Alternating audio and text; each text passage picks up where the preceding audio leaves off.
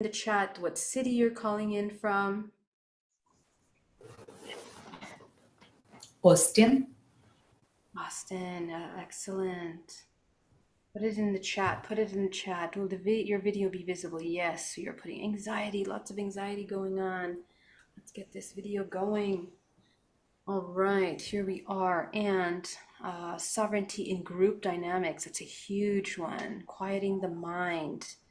Amazing. Charles from Orange County, Eagle, Colorado. Oh, Gary, you're in Colorado now. Great. Um, all right, let me open the live chat now, and I'm going to go ahead and share this live chat. All right, let me. And let's go ahead. Welcome everyone that is in the YouTube. Thank you so much for joining us. Hi, everyone. I hope you guys are having an amazing day. I wanted to pop on here because, wow. Okay, so that's a replay. Welcome, Marilena. Thank you so much for joining us. All right, guys, so today we have a lot to talk about. Let's start by looking at some of these things. We are asking for those of you that are joining either on the YouTube or on in the chat, in the Zoom. Remember that you can always join the Zoom by going to my website and signing up for this live, okay? So if you guys want to join and participate inside of the Zoom, you are welcome to do that. I'm going to be taking questions from the live and also here. So I've asked you guys to put in the message, what are some of the things that you're most dealing with right now, spiritually, emotionally, and mentally? So let's take a look at those challenges. And I'm just going to share a couple of them. And go ahead, if you are on the live on YouTube, let me know if you are also dealing with some of these. So sovereignty in group dynamics, that's a huge one. Anxiety. Anxiety, binge eating, to satiate, emotional eating, sadness, authenticity, that's a big one. Quieting the mind, dealing with numbness that is very deep in the heart, none from this lifetime. Melbourne, Australia, welcome. Welcome, guys, from Pennsylvania, Chester, Pennsylvania. Emma from Montreal, dealing with judgment. Judgment, that's a big one. Direction, self-worth, needing the next step, grief, more clarity. All right, so looks like the conversation for today is directed, and then actually I just had a session where this also came up a lot, having to reconnect with the self in order to find clarity and direction in how we are navigating this physical experience. So how do we cultivate reconnection with the self? That's the thing that we want to kind of take a look at. And how do we, and I'm just going to ask everybody to please mute yourself because I'm hearing sounds here. I'm just going to mute whoever is unmuted. Thank you. Okay, so let's talk about the reconnection with the self. The question that we want to ask ourselves is, why is connecting with the self so difficult? Why is having that internal dialogue with ourselves something that is challenging for us right now? How do we open up the runways of that dialogue in order to be able to connect more with the intuitive guidance that is guiding us in a way that is reconnecting both mind, body, and soul? Okay, so that's kind of what we want to cultivate in us. And the way to be able to cultivate this is really by training our intuition. The intuitive process is completely essential to our healing. If we practice and train our intuition, essentially all of our actions and our choices that we're making in our life become congruent with what we need. And the level of congruency that we're talking about is one that's in alignment with the whole, with the collective, not just the immediate needs of that moment. Because many of us, we become short-sighted. We need instant gratification. We need instant solutions. So we just want something to come, take the pain away, and solve the situation. But many of these things that are happening, these processes that are causing suffering for us, are repeated patterns that we are holding on to for many generations. And so the invitation would be to begin to identify, first of all, what's the pattern program that we're running in the back end? How do we interrupt that program in that moment? And what do we replace that program with that will support transformation and a feeling and a sense? It's not even a feeling, we cultivate a state of integration with ourselves, a profound integration that and this integration is cultivated by creating integrity in our actions, integrity in our intentions, integrity in the actions, the application of this thought into the manifestation of an action, in which it is all supporting and in alignment with our intention. Okay. And I guess one of the things I really want to focus on also is how do we define the intention behind our actions? Because it becomes very blurry. It becomes very mixed up, the idea of what our intention is. We have many layers of intention, just the way we have layers of emotions. We are holding within us subconscious belief systems that drive us.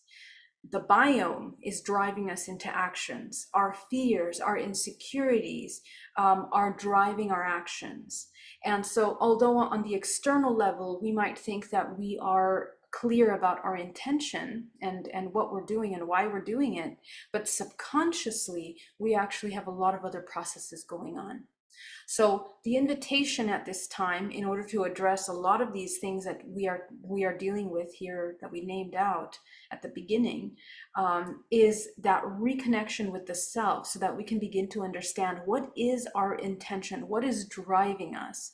And we might find that we begin to curb a lot of that suffering immediately at the time of identifying whether our intentions are truly in alignment with our highest expression, or from the part of us that is in constant states of survival. Okay, so that would be the difference, being in constant states of survival, and the opposite of being in survival, which is essentially thriving, reconnected, intuitive action, mindfully selecting in the present moment, step by step, the action. Okay. Okay, I'm going to ask you guys to go ahead and put your questions in capital letters so I can make sure I can see them. Hello, Ashley Sala, Marie, thank you so much for joining us. Jay Zen, Ashley, Linda, Danny, Universal Lights, thank you so much for joining us. It's such a pleasure to have you guys here today, and everyone that's joining us in the chat. Now, I am going to begin to answer the question that we first started with in today's meditation of the reconnection. And I'm just going to open up a PowerPoint right now because I just want to walk you through the process of, first of all, disconnect. How do we enter into a state of disconnect, separation, the concepts of separation that we hold within us? First of all, because we are biochemical, bioelectrical, most of the neural pathways that we create are solidified in their creation from the womb until the age of 7. So this is where we begin to create these patterns of belief systems that are encoded in our construct. But one of the things that we want to do in order to break those patterns is to begin to shift the state in which we are creating, the shift in which we are intending. Now, I'm going to simplify this completely, and we're going to narrow it down to the most simple form of looking at these concepts of separation. Okay, so anytime that we are in states of survival, in states of separation, our intentions are always going to result in more suffering and more separation. Anytime that we are in state of judgment, where we value the outcome of instant gratification, material things, or we are in separation mind where we're comparing ourselves with another. These are all going to cause us to create constant states of separation. Okay. And most of the imbalances that we hold in the body psychologically, these become psychological processes, are informed by the biochemical addictions that we have. Okay, these biochemical addictions say to any chemical that results in immediate satiation of suffering. This is the illusion. we actually are repeating these patterns, these chemical patterns in the body. Okay, so we want to begin to understand what are the chemicals that we are running in the body that are maintaining us in states of survival. Are most of us, and this is something that after working with, hundreds, thousands of people at this point over the years, for over 15 years, what humans are searching for is love. What humans are looking for is to be reunited with that source that is encoded, embedded in our cells, in our DNA. It's in our core creation, our intention for this expression. And just the fact that we incarnate into this physical realm and experience the separation temporarily is essentially the journey of all our lives. It's a shared experience as a human on this planet Earth. And so I think when you begin to shift your perception from your individual sufferings and strifes and struggles that you are having, into this unity consciousness that every single human that surrounds you is in this state of reunification. We are desperately looking for that reunification. This is where we can kind of begin to tap into perhaps the compassion of beginning to look at the suffering that we are generating ourselves, okay, constantly in the illusion of separation, and that we are creating others around us. And so one of the important things is that we begin to notice and perhaps take accountability for the parts of us that continue to I guess repeat patterns of suffering in our own processes. How can we interrupt those patterns? And as I mentioned before, what I do in DNA reprogramming is essentially identifying that root cause by following the emotion. And what we do is by looking at the root cause, deprogramming the beliefs around why that root cause should be embodied in the way that it is. So remember, when we experience a traumatic experience, what happens is that we take on a perception, okay? And our perception is based on what is being demonstrated towards us, and the perception is being created by the information that we have within us that is accessible to us in order to respond to this experience. And when in our filing cabinet of experiences, we do not have a prior memory or have lived this experience prior, it becomes an unknown, okay? So it can be as simple as someone giving us a dirty look. We don't know how to respond to that. It can be as complex as an abusive parent, okay? And one of the things that comes up for people is a place of confusion. Once they begin to identify their emotions, they discover there's a lot of confusion underneath those emotions because, and this is something that I want you to pay attention that's really important. We are innately, this is how I know, proven, encoded within our expression, we are innately the embodiment of source. We are innately whole. It isn't until we come into this physical experience in which we must experience contrast that we begin to experience separation temporarily, and we experience it in many different ways. So the body, the essence that is existing within this physical vessel, is essentially experiencing temporarily a separation from the unity which it knows. Okay, so as a soul, you, infinite potential, you know that you are unity. You are familiar with unity. Unity feels peaceful. It feels calm. It feels complete, whole. And so there is that sense of there is an innate security that emerges from an unconditional love, a state of neutral and peace. And that is innate to every human.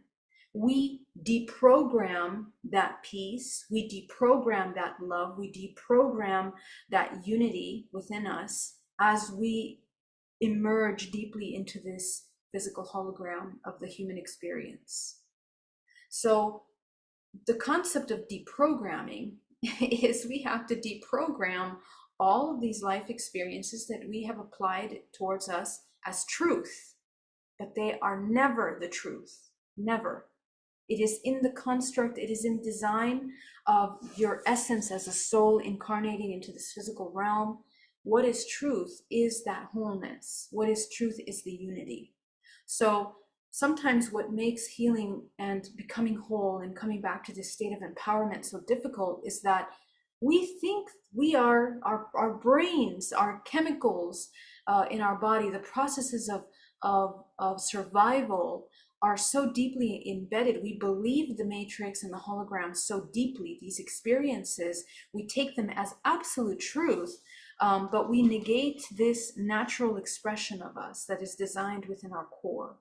So the reason why we sit down and we meditate, and we must sit in stillness and silence, is for you to reconnect with that part of you that is the innate, that source.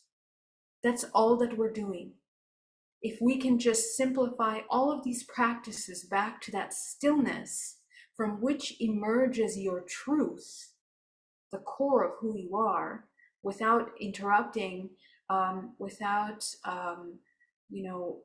using the survival state of the logical mind to confuse you into creating and applying meaning to all these external experiences, in which the human begins to create its identity, its personality. Okay, we are learning how to go from all of these compartmentalized states of ourselves into nothing again, because within that nothing, we enter into the all. Okay, so the process of doing this can be very difficult, because what this beautiful construct of this holographic system, how does it function? When the soul attaches to a physical body, it must have a sense of self.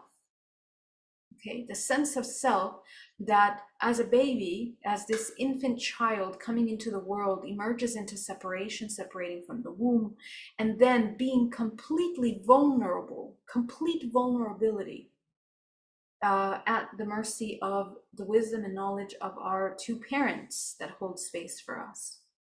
And if those two parents don't have the knowledge and wisdom to be able to hold, to sustain the source as your environment throughout your childhood, right? And that's the whole point of this human experience. We experience something other than that source temporarily. Of course, we are all going to experience trauma in deep ways. Okay, so the idea is that we begin to revisit these experiences of separation. Experiences of separation are what we are turning back into unity. That's all that trauma and suffering is: experiences, temporary experiences of separation. How do we recollect ourselves? How do we reunify ourselves from these states of separation? Is by beginning to eliminate. Let me come over here. We eliminate, or we begin to revisit the emotional layers that have that we are holding in the body. Let's come back over here. Okay, so our body. Okay, we essentially are elegantly. We are elegantly self-organized. Every single one of our chakra system is an energy center that self-organizes the compartmentalized aspects of ourselves. These are organized at the time of your birth, but there is an overlay of your genetic lineage, which is essentially the DNA of your mother and father, which influence all of the programs that you're inheriting in your DNA, are the ones that will already program kind of an overlay and potential that each one of your chakras has. Okay, it's information. So imagine that you have a software running within you. That software is encoded with the DNA of mother and father, all of their programs. The highest level in those generations that have been reached, so from all the ancestors, the person that has evolved the highest in your ancestral lineage is encoded in your DNA. The ancestor that has de-evolved the lowest is also the lowest level that you can reach. That's all available to you in your DNA. And what happens is at birth that there is a 0 point. We enter the 0 point. The moment we come through the birth canal, the memory is limited because it's a vibrational shift, an incredibly intense vibrational shift from the womb, in which we essentially come from one to the separation. That separation is a fragmentation that occurs immediately. When we are in the womb, we still have access to our memories, to our multidimensional fractals of ourselves, which is why many of you can remember and tune in to past lives. Some of you even have interdimensional contact in the womb that you tune into. Okay, you are in the fields, in the higher dimensional realms. And what am I talking about here? Let's talk really quickly about the layers of these dimensional layers that we're navigating through, because it's important for you to understand what we are experiencing.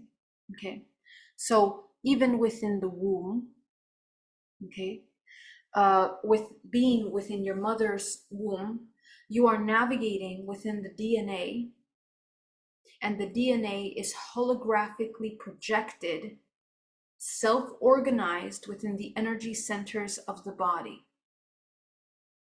Okay, so all the information of all your ancestors are self-organized in a beautiful system in the organism of the physical body called the chakra system, the energy centers that range from lowest frequency to highest frequency in the body. And the lowest frequency to the highest frequency in the body, they are dimensional layers of ourselves. In these dimensional layers, in these realms, we can access the memories, the reference points of our ancestors. Future aspects and past aspects of ourselves are available within these dimensional layers. Every single one of these dimensional layers that we access, even within the womb. And here's how I know that this actually is something that is occurring.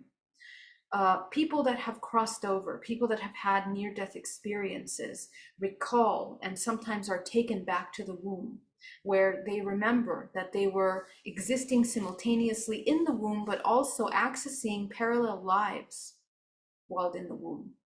And they begin to realize that the parallel life was very similar to the life that they were born into at this time. Similar energy, similar perception, similar emotions.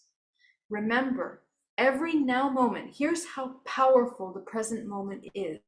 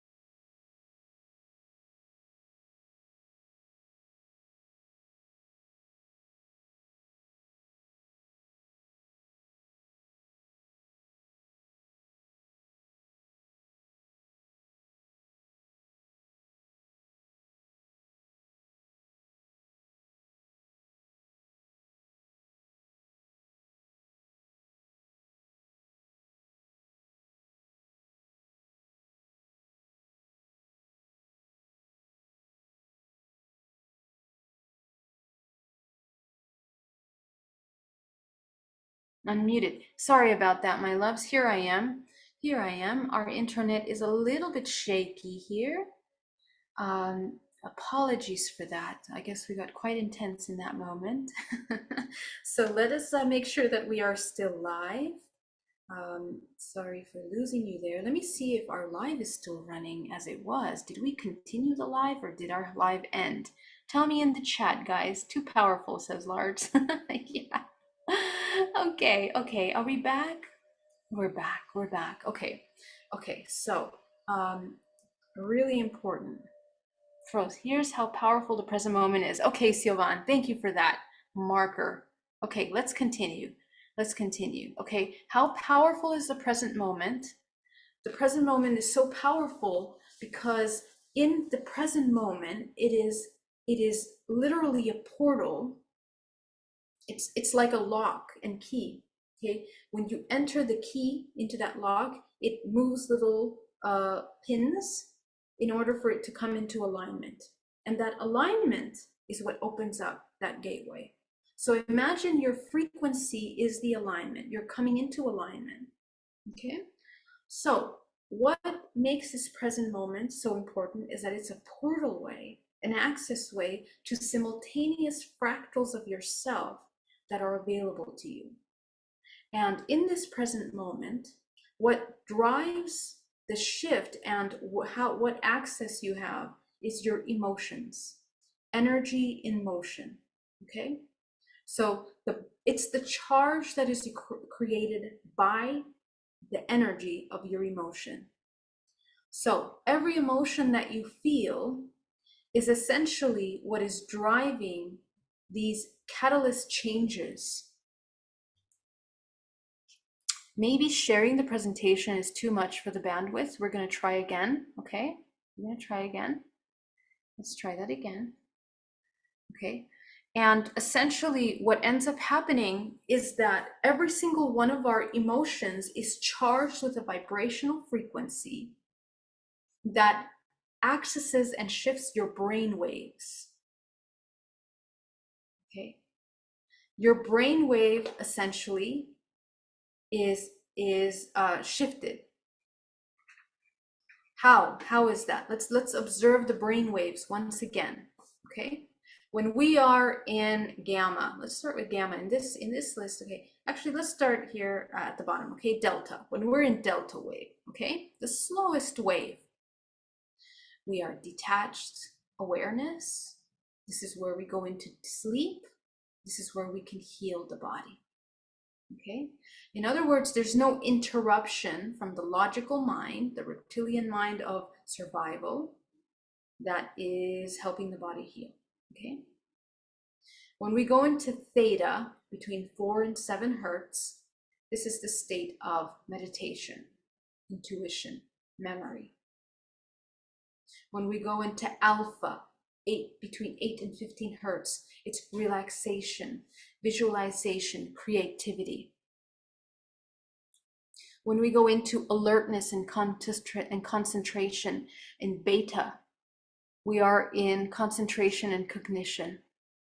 Okay, so each one of these brain waves is accessing a different overlays and timelines that are in resonance to this brainwave state.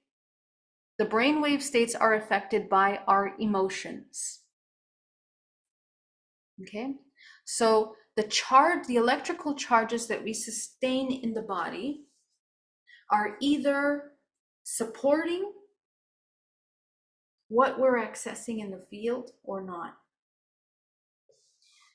If you are in a constant state of survival, you are very limited in what you can access. The highest states going into gamma, highly alert, conscious, this frequency has been used with flickering lights or experimental Alzheimer's therapy. So each one of these brain waves can contribute to different states of healing for the body. It's a very heightened state of awareness. Okay. And so in the field, when the higher the brain wave we access, The higher the emotional state we can also access. But what that actually looks like, let's take a look at the emotional ranges really quickly. Just revisiting the emotional ranges, the emotional frequencies. Let me see if I have that here in this presentation. Every single emotion has a different charge. This is not just random information. This is incredibly important for you to understand in your everyday life, in the way that you feel emotions and choose the emotions that you feel. Because they are what are shifting your every moment. Okay? So, once again, some of you are quite familiar with this. Okay? Every single emotional state is a vibrational frequency. And every single one of these emotional states changes your brain waves as well. So there's a dialogue happening here. How do we open the portal ways to higher dimensions? Well, you're doing it every moment. You're just not aware. The lower the state of frequency, the more dense it is that you're accessing information, the more physical, the more solid, the more in the sensory body that you're accessing the information.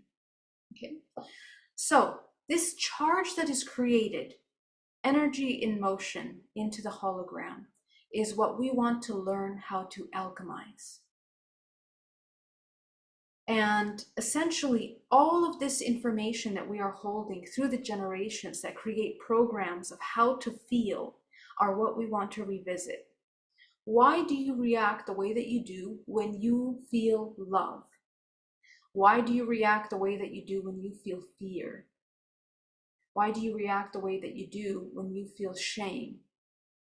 These must be understood deeply, because within those inquiries is actually a profound understanding of who you are and why. Okay, why, how you have come to be. So let me come over here, and I want to see if I have any questions in the chat. Let's pause for a moment, see if we need to take any direction here. David, thank you so much for that super chat. Really deeply grateful for that. Thank you very much, David Brian Davies. Okay, let's come over here. John, thank you so much for joining us. So great to have you here. I don't see no more want to go. Tony, want to go home.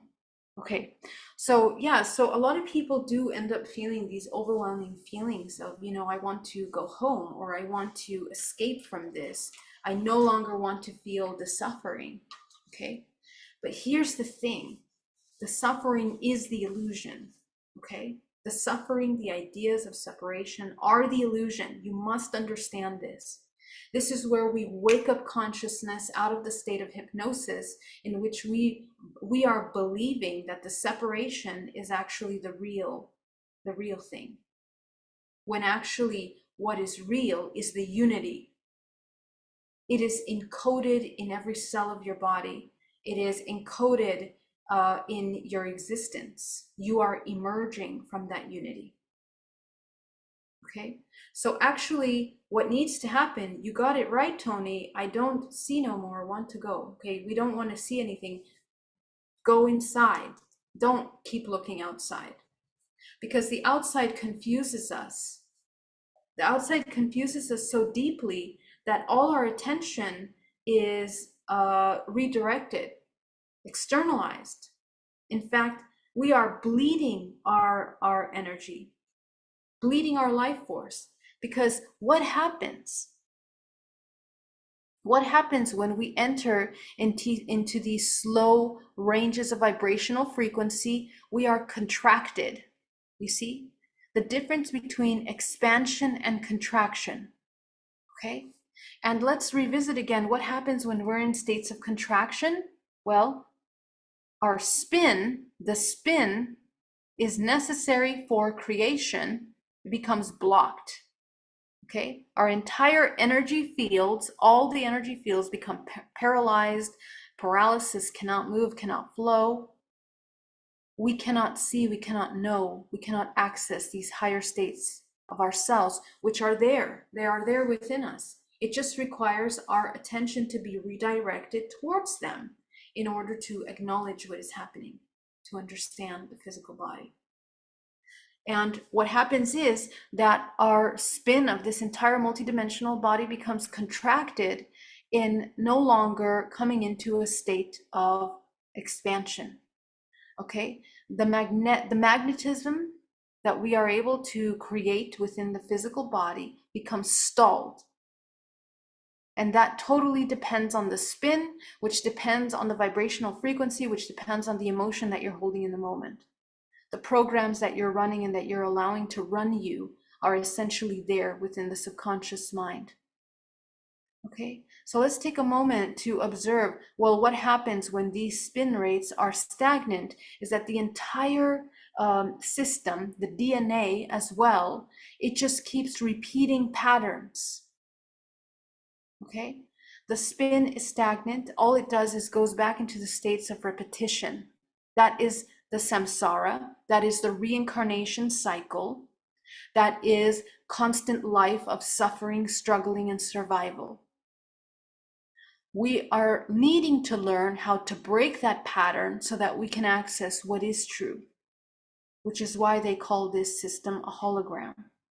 It's a hologram. It's a matrix. It's a temporary construct, a construct for experiences, but it's not actual real. Okay? The blockage of the spin in the body then creates illnesses. So when this is not moving in a state of coherence, in expansion, we are blocked. So visualize the body being completely blocked. This field is not spinning. There is no health. There is no fluidity. There is no connection to your intuition, because your intuition is the reconnection to the field, to the whole. So when you are in the myopic vision of just what is directly in front of you, you are completely believing the physical matrix or the events that are happening outside of you. You make them absolutely real. You charge them with your emotions, with your judgments, with the meanings that you apply to them. You are deeply entangled in them. They become the source of your depletion. There is no centripetal spin within this organism. Everything is being depleted. So here in this depletion state is where illness, problems, we fall into the law of accident. The law of accident is our proof that we are inherently this source. We are unity, inherently encoded into every cell of the body. And so, because if there is a mechanism in this hologram that when we reach a low vibrational frequency state, our biology, the architecture of our organism begins to shift in its state to the level in which it becomes counter creation. It no longer creates, it's counter creating. Can you imagine how powerful that is, that you counter create? The counter creation of this energy is essentially what is blocking our ability to come into our highest expression. And this is where, with the counter creation, we are depleting our life force, contributing to the parasitic cycles of this system. Parasitic cycles of suffering within ourselves and with others. Okay, so how do we break that? Is by interrupting it once again. First, we have to clear the blockages in the body, okay? And we're going to do them energetically by removing the blockages, by looking at these blockages in the field, removing them energetically. And we're also going to do that emotionally. Can you explain the centripetal and centrifugal? Yes. So let's go to that. I was actually looking for that slide and I don't see it here. So let me grab another one of my presentations here so I can make sure I can show you that. It's exactly what I want to show you. Thank you for that question, because it's so essential to understand that, because this is the key. This is the key to the transmutational process of transduction. How do we create transduction? How do we become highly conducive, highly conductive organisms? In other words, how do you become a creator, right? Because you're either destroying, counter creating, or you are creating, okay? Which one are you? So the centrifugal movement is the depletion process I just explained to you. We are constantly applying meaning to the external things outside of us. We are constantly leaking our emotional life force. We are entangled in the external realm. All of our attention is outside. What's being done to me, what's happening to me, what is being taken from me, what is being given to me.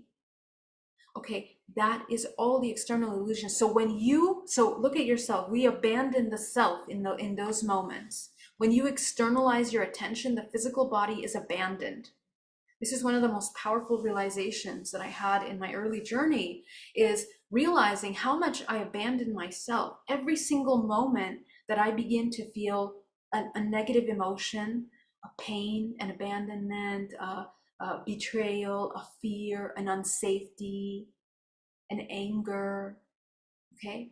We betray ourselves, because on top of applying meaning to what's happening externally and depleting through this centrifugal state of depletion of life force, we are enforcing within us this belief of separation, okay? And that belief of separation is internal. We separate in ourselves. We have become at war internally. So in order to become a centripetal spin, which means that we are spinning inwardly, we close the loop, the circle is contained, your attention is going from the external to the internal, and you keep coming back to that internal attention. That is the centripetal spin. You recollect your energy that you are bleeding out into your body. You know what happens? Implosion. That is a lot of energy. And this energy, let's recap what energy is depleted from the human organism: sexual energy, emotional energy. Okay? And then, of course, there are the actions and the physical movements of the human, which can all be categorized as a result of these systems. Okay? Everything that goes depleting out of the body, that is pure life force, that is pure creative life force, that we do not mindfully reallocate our energy, because energy cannot be eliminated, it cannot disappear, it cannot be, we cannot eliminate energy. It is only transmuted, redirected, reallocated. So you are 100% responsible for your creation, because you are 100% capable of redirecting and directing your own life force. This is the proof, biochemical, biophysical, bioelectrical, physics, within your organism, that you can heal yourself, and that you're 100% sovereign, and that you are source. This is the proof. And this process of centripetal spin, where when we redirect that energy back into the internal, is actually fractal. It's a fractal of the entire universal functions. So the entire architecture of the universe, the architecture of this matrix, the architecture of your physical organism, the architecture of your cells and how they function and are exchanging life force in and out, all function in the same way. Okay? Cancers start in the body, lots of life force being depleted, especially in the organ in which you are mainly processing the emotion of depletion. Okay? Constantly being brokenhearted, constantly feeling feelings of betrayal, feelings of unworthiness in the heart. Okay? Women get breast cancer. Women get breast cancer, right? Men get heart attacks, lung problems, respiratory issues. Okay? We have problems in our sexual organs. We cannot bring life into this world. Impotence, disconnect, the inability to create and manifest life, creativity. There's a lack of trust. Okay, all of these different organs of the body, down from your feet to your toes, all the way up to the hair on your head, are all holding vibrational emotional patterns. Who put them there? You did. Okay, they are first programmed from the womb until the age of 7, but they are reinforced by the programs that we are playing out throughout our lives. We are either strengthening neural pathways of belief systems, or we are changing them.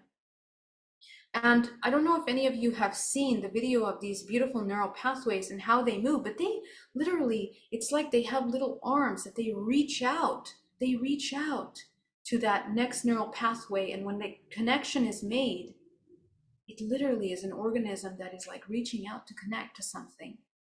It is so incredibly beautiful. It is the same way that our energy functions. So the implosion that is created by the transduction, okay? And your entire organism is a transduction system. We know that because of how information self-organizes within the energy centers of the body, the lowest to the highest. We are learning how to alchemize the lowest states of emotions into the highest states of co-creation. You become a conduit of creation. And we are learning how to become conduits of creation with every action. The ability to learn how to transmute an emotion is learning how to work with the energy, the charges that we create in our body. When the charges we're creating in the body are parasitic, which means that we are looking outside of us, they're all going to be in the emotional ranges of fear, anxiety, anger. And so what happens is that these emotions create blockages in the field. Okay, so take a look at this. We have the lower dantian, the middle dantian, and the upper dantian, right? The lower dantian is made up of your root, sacral, and solar chakra. These chakras are in charge of processing the emotional data of your everyday experience. And this is also where there are two centers from which the non-physical turns into the physical. In the lower dantian, it is reading your ancestral DNA. Remember, your sexual organs, the semen and the egg of the female, is the primal life force. It is the DNA, the blueprint that creates another life, that anchors another soul into this world. So in order to create another soul, we have to have information that we're passing down into these next generations. Where's that coming from? Your DNA.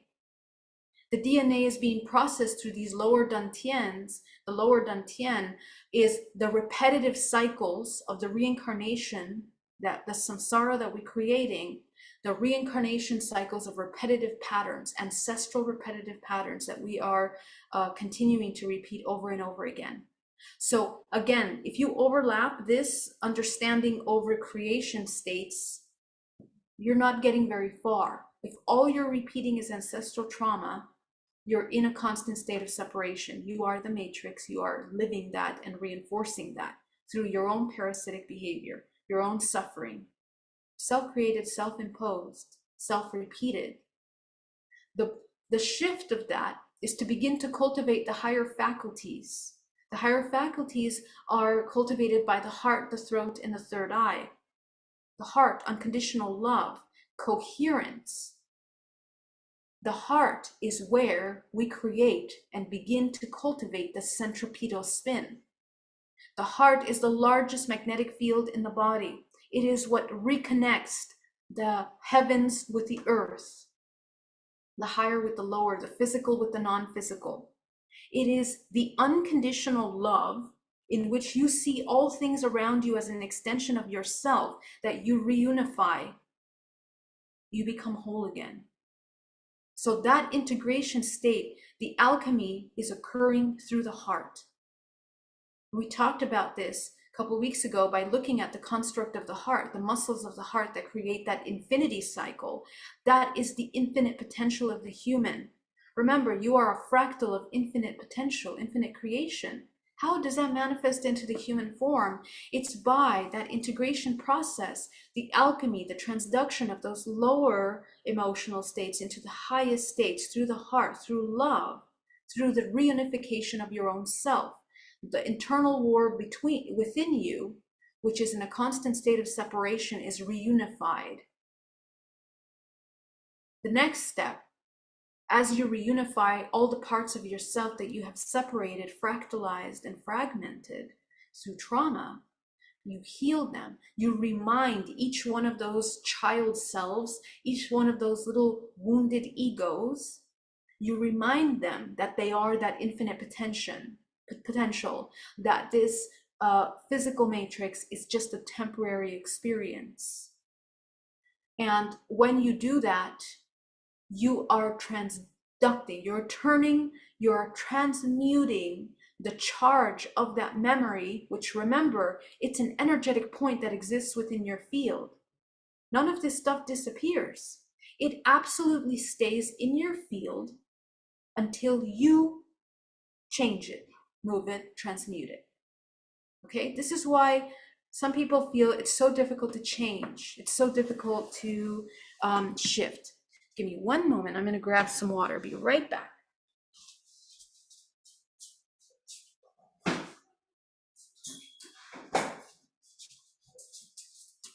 Okay, so that transmutation process, let's take a look at that. Okay, let's take a look at that in our physical bodies. Okay, what we want to do, and actually I'm holding a course on the reincarnation cycle, which I think is completely important that we understand the ins and out of this reincarnation function, because it's essentially the projection of your DNA. Okay, and I'm going to go deep into that in this course. It's on October 15th. It's on a Sunday, 10 a.m. So go ahead and you can register on my website for that if you wish to join. It would be a pleasure to have you here, but we'll go deep into these topics then. But essentially, the transmutation process that we're trying to affect in the physical body, let me just open this up again so we can go back to this understanding of the depletion of the life force into a state of co-creation. Okay, so let's revisit the transmutational process. Okay, first baby steps is with the emotional body.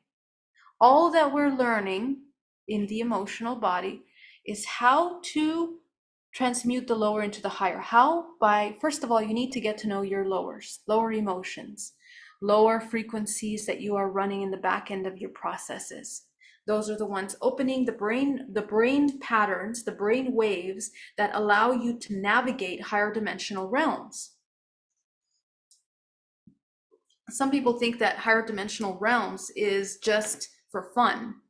Okay, it's just something that oh, you can visit it if you want to, but actually it is essential that we learn how to navigate these dimensional realms, because my mouse is not letting me go where I want to go. Let's see.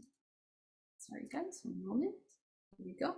Okay, so actually the thing is that we don't understand is that all dimensional realms are being accessed through the DNA that we access. How do we access DNA? By the patterns that we're choosing to repeat in the present moment. Okay.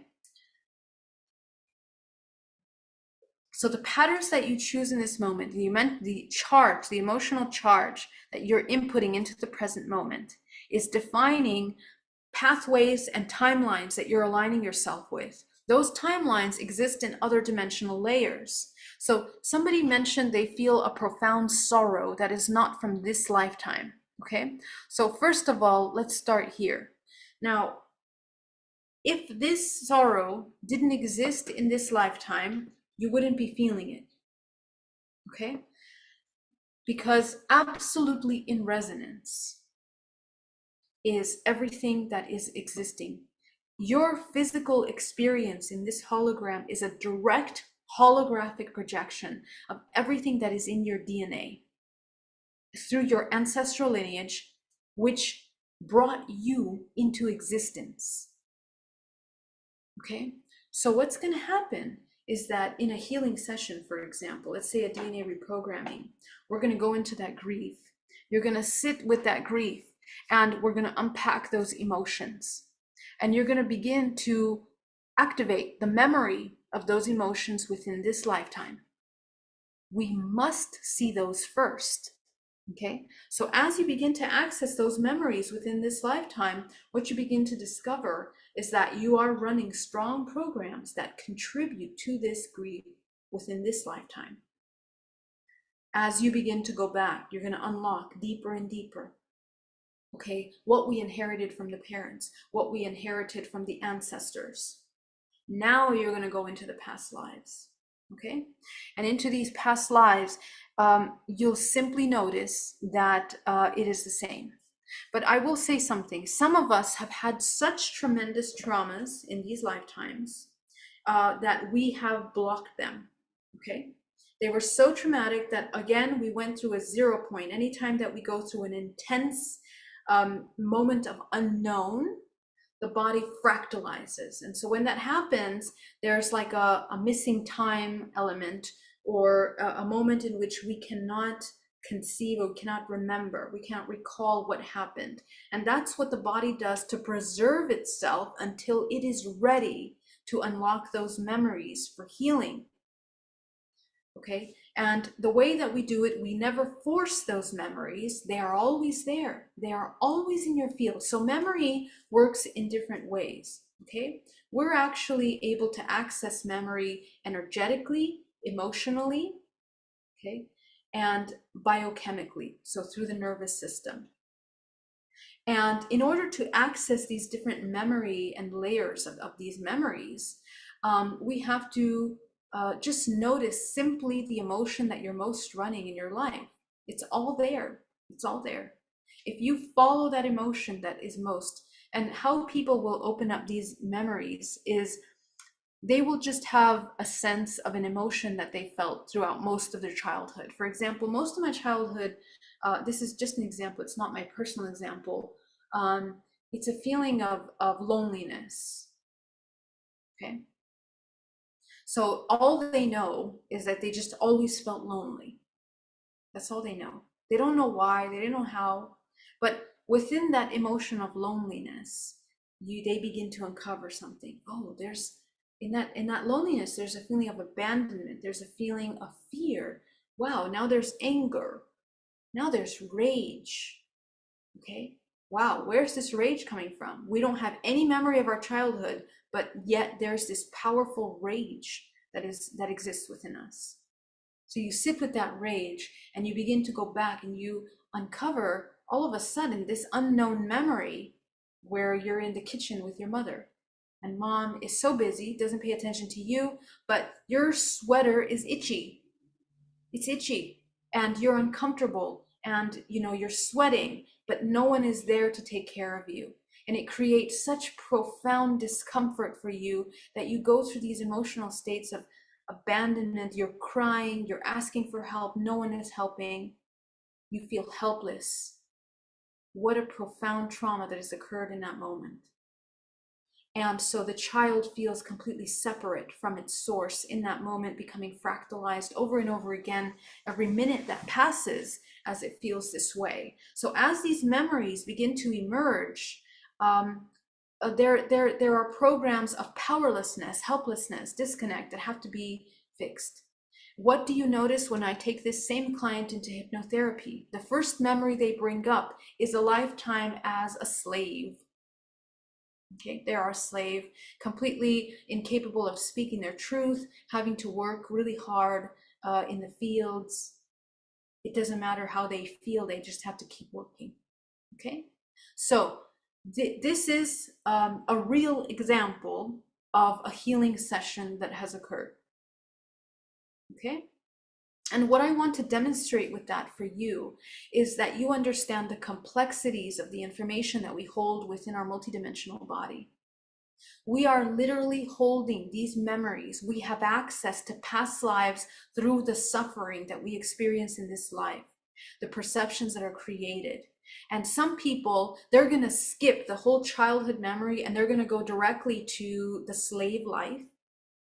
But what's going to happen when they unlock the slave life and heal the slave life? Because the healing of the slave life is exactly the same that the child in that uncomfortable state is going to be.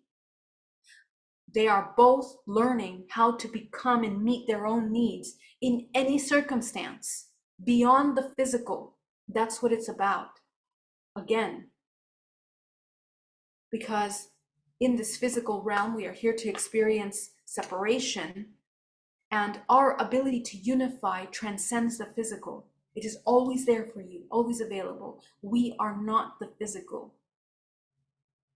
We are not the emotions. We are the infinite potential, the essence that is temporarily. And it is so true that the mind can hijack the physical body to feel different ways at any given time. For example, you are in severe pain, we hypnotize you, you no longer feel pain. That's how powerful the mind is. Surgeries were carried out utilizing hypnosis. Okay? How can that be? You slice the body open, you remove an organ simply with hypnosis. No chemicals, no injections, no epidural to relax the nervous system. That is how powerful the mind is. And we must remember that, because this is the key to this holographic life experience that you're having right now. It must be reprogrammed. Your true tools that are available to you, encoded within every cell of your body, is the reconnection with your highest expression, which transcends the physical. And that expression exists in the non-physical realms, in which you must access. You must learn to master access to these realms. In your waking state, through your healing work, just in the example I gave, as well as in your sleeping state, by becoming lucid. We must regain consciousness. And the regaining of consciousness in the waking state is as important in the dream state. Because the dream state, and trust me, you will not regain consciousness in your dream state if you're not conscious in your waking state. How do you do that? Crash course, be absolutely present in every moment of your day. When you are absolutely present every moment of your day, again, I just explained several things that happen there, but you are creating the charge in your body. You become a conduit of creation. You are heightenedly aware of the things that you are contributing, the things that are happening around us. Nothing will go past you. There is nobody that can tell you who you are. Nobody can tell you who you are. Therefore, you will no longer be in a state of survival and trigger. Nobody can make you believe, manipulate you to believe that you are dying, that you are going to be ill. Nobody can make you believe that you are helpless. Nobody can make you believe that the external matrix is more powerful than you, or that the 1% is more powerful than you, or that these government systems are going to put you in states of suffering. No, nobody's going to make you believe that in your own relationship you are unloved, unworthy. Okay, so This is where we break the matrix, or within our own self, the war that we have created internally against our own self. Okay, super, super important. So let's go into the meditation, guys. I want you guys to get really nice and comfortable and allow yourself to come into a state of healing. I will answer all of your questions at the end.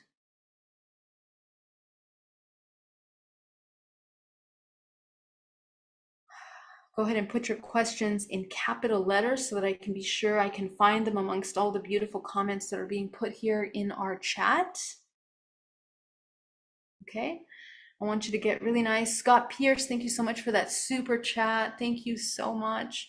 You have helped so many people step out of their fear, Geraldine. You have helped me step into my light, sending so much unconditional love. Thank you very much. Thank you for your super chat, guys.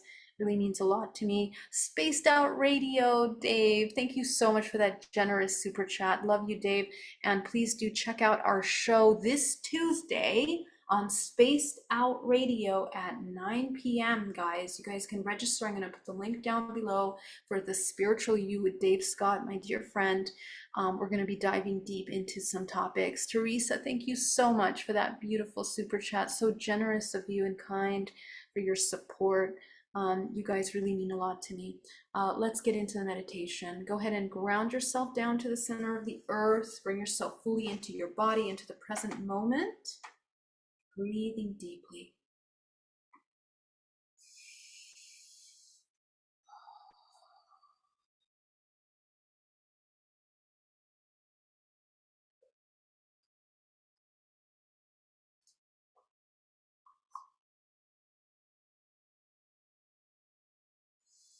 We're going to start by coming into the root chakra at the base of the spine. Go ahead and visualize shrinking that chakra down to the size of a dime. Disconnecting any imbalance of the root chakra. So we're going to gently interrupt any programs that are running in the back end that keep us in survival, fully into the present moment. Breathing deeply.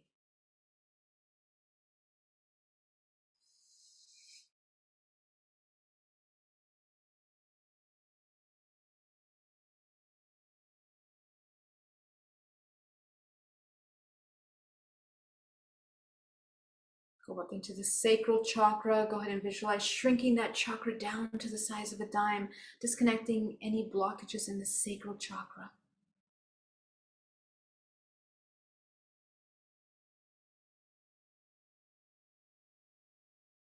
Breathing. Notice the body coming into a state of relaxation. Notice how every time we shrink those chakras, the body goes into a calmer state.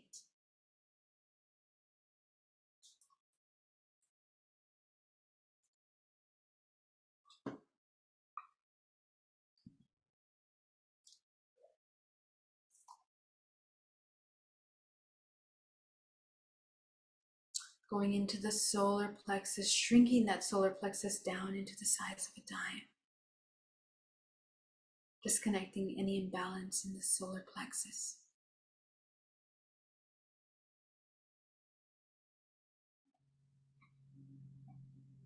Breathing.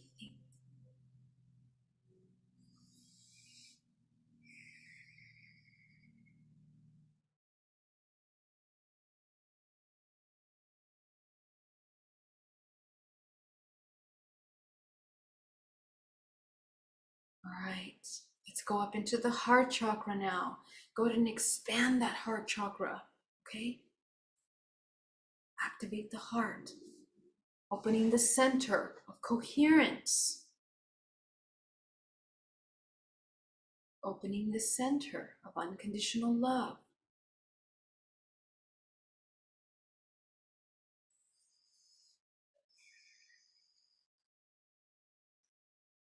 Breathing.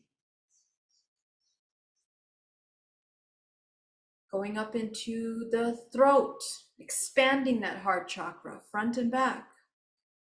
Opening the center of expression.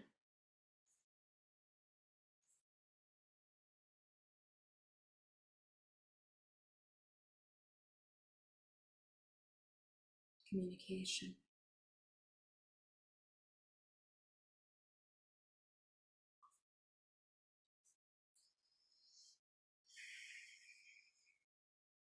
Breathing.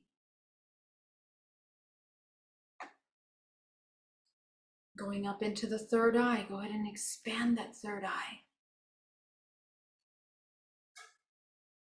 Opening the center of intuition.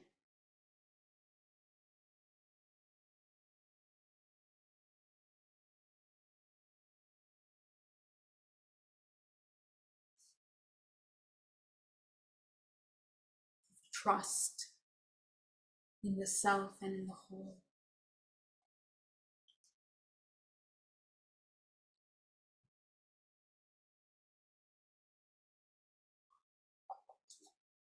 You're going to go up into your crown. Go ahead and activate the seventh and the eighth. Fill it with your creative color. Setting your intention. Very clear intention. Remember, intention is where we are now consciously directing what we are creating. And it's absolutely essential to the work that we're doing here.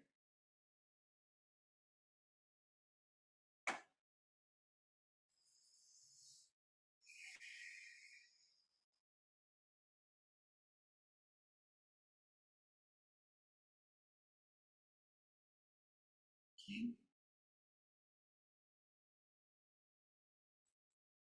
Very good. Let's go deeper. Go ahead and bring from the center of the earth, that earth energy, rushing up into the body, creating a vortex of energy around you. Visualize that beautiful green energy as if a million trees of life force, life bubbling, is entering into your body to rebalance you back into alignment with the coherence of the earth, grounding you back into your physical body, shaking you out of a state of survival into the coherence, the ebb and flow of life and death of all living things.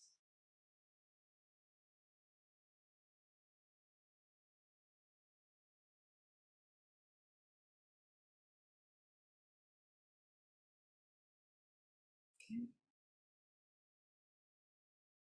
Let's go deeper now as you bring cosmic energy, gold cosmic source energy into the body, anchoring it from the crown of your head, combining with the earth energy.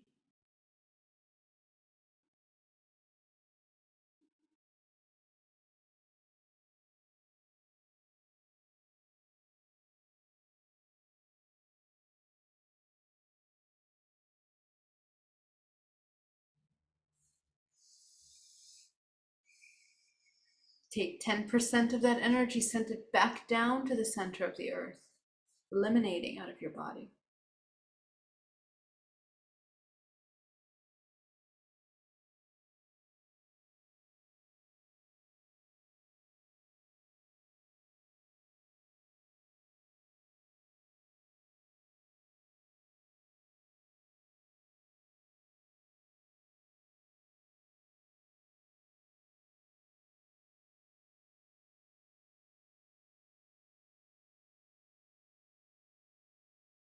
Take 80% of that green and gold energy, bring it into the body now.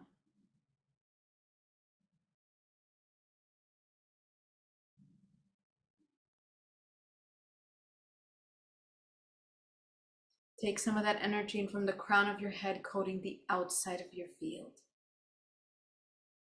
Okay, so we have energy running in the three-dimensional layers of the body.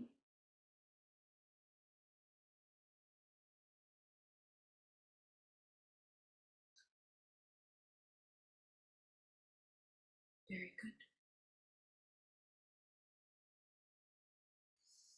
Go ahead and allow yourself now to go deep into a state of observation. I want you to be absolutely still. If your body is moving, if your toe is moving, your legs are moving, okay, make it still.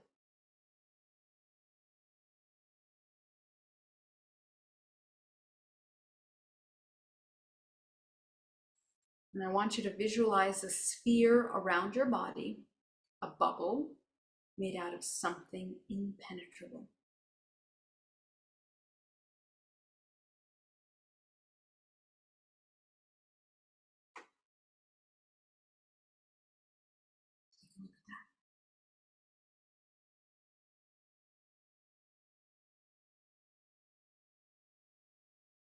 Close that bubble behind your back, underneath you, above you, to all sides. You must create a healing space for yourself. You must contain your life force, your attention. This bubble is the key for you to be fully in the present moment in a centripetal spin. Because as long as this bubble stays completely solid all around you, you are reminding yourself that what you can control is only what's inside of this bubble. Everything that you cannot control is external to this bubble. Everything that you can heal, transform, change, manifest here in this bubble. This is your center of your power. I want you to get very acquainted with this bubble, okay? Because you're going to sustain this bubble. This is the key to being in the present moment, that you constantly visualize this bubble being absolutely solid.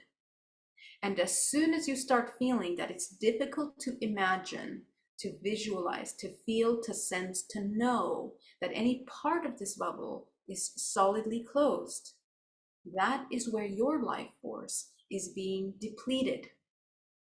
That is where you have cords connecting to people, places, and things, where your attention is either subconsciously or consciously attaching, applying meaning, becoming identified with something external.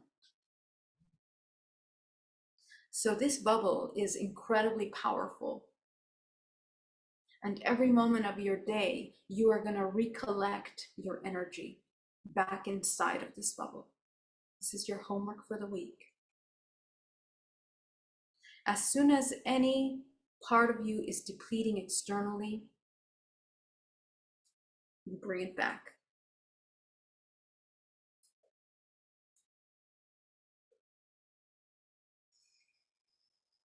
Very good.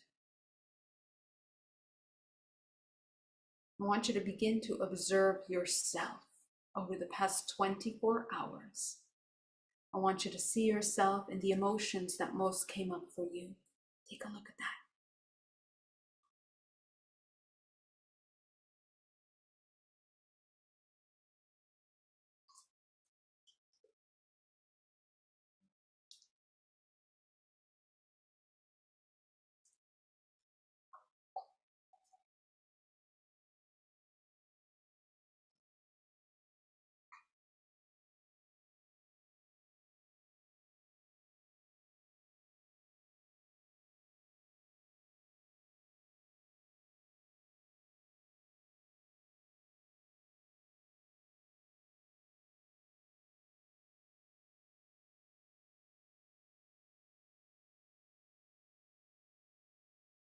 Go back to the past week now as you begin to observe the emotions that have most come up for you over the past 7 days.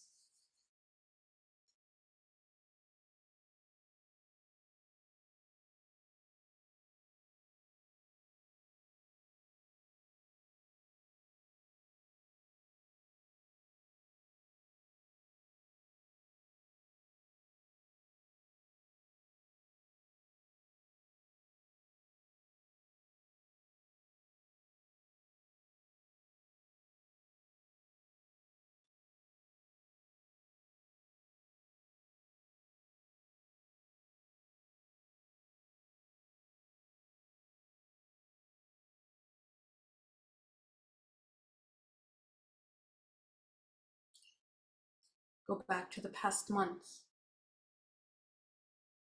What is the emotion that comes up the most for you?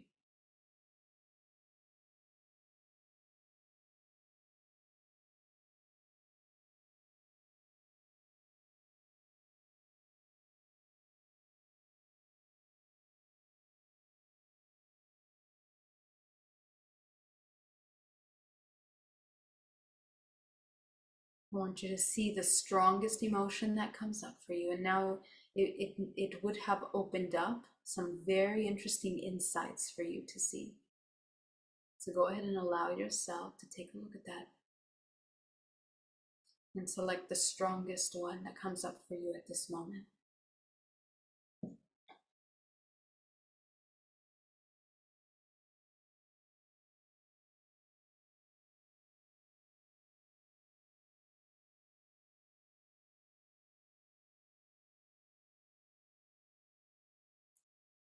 Beautiful. Be absolutely present with that. And notice the emotions that come up in this emotion now.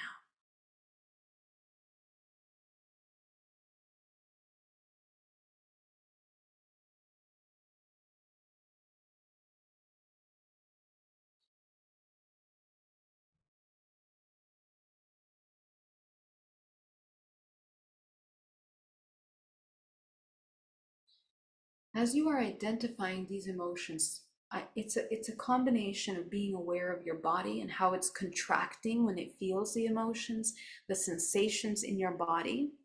And you're going to identify the emotions almost as if you're describing the discomfort that you feel in your body as emotions. Okay, for those of you that are more disconnected from your body and your emotions over long periods of time, this might feel challenging. And to counter that, I want you to, as best as you can, in the discomfort that you feel, let's say you feel a tightness in your throat. It feels suffocating. How does that feel? The emotion that comes up is controlling. It feels controlling. Okay. So for you, it would be that control. Okay. Let's say you feel a tightness in the belly. Okay. It gives you anxiety. Okay. It feels like nausea, and it's actually anxiety. Okay. So like this, dive into the physical sensations and identify the emotions attached to those physical sensations. This is how you are reconnecting yourself with your body. When we have a lot of trauma, this is very difficult for us because we have been taught not to pay attention to the way that we're feeling. Okay. And it could be a parent that said, your emotions don't matter, or, ignored you, or said that what you feel isn't real, for example. Those kinds of experiences are going to sever this connection to yourself deeper and deeper, more and more. So we need to gently repair that. Okay. And we repair it by opening the dialogue. In hundreds of sessions, one of the things that I hear the most is that people needed communication. They needed communication from their parent. Okay, that miscommunication or lack of communication is transferred into the communication, the way that you communicate with yourself. Okay, so if you didn't have a lot of communication with your parents, or it wasn't clear or complete enough, this is usually the way that we feel about our own personal dialogue. So allow yourself to train that observation. You're looking at the physical, the emotional, okay, the mental, and some of you, the multidimensional. Okay? Just go ahead and take a look at that. And as you observe the emotions that start coming up, I want you to select the strongest of these that you've identified.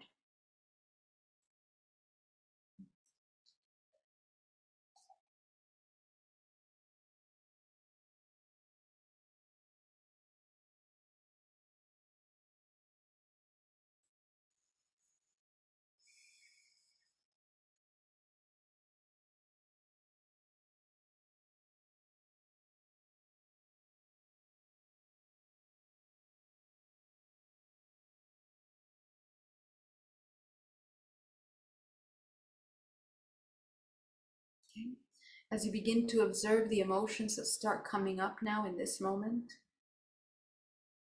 gently notice. A lot of times you guys are going to hit some pretty intense emotions at this time, some intense realizations and insights about yourself, the little internal wars that you have created with yourself. I want you to notice this emotion and take yourself back to the very first time that you have felt this way.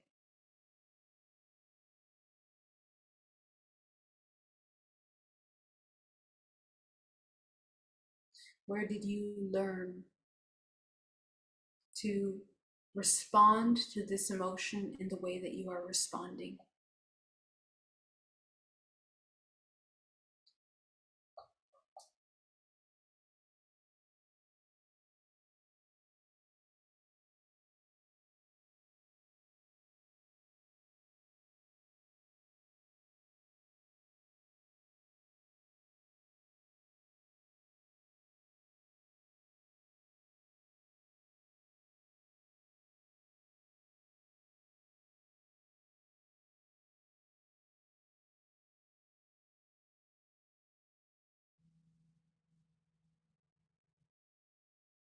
And the question that you're going to ask yourself is, what is it that you need? What did you need from the external? Let's start there. What would have been a better way to handle this response, as opposed to what we have learned, have been taught, have been shown?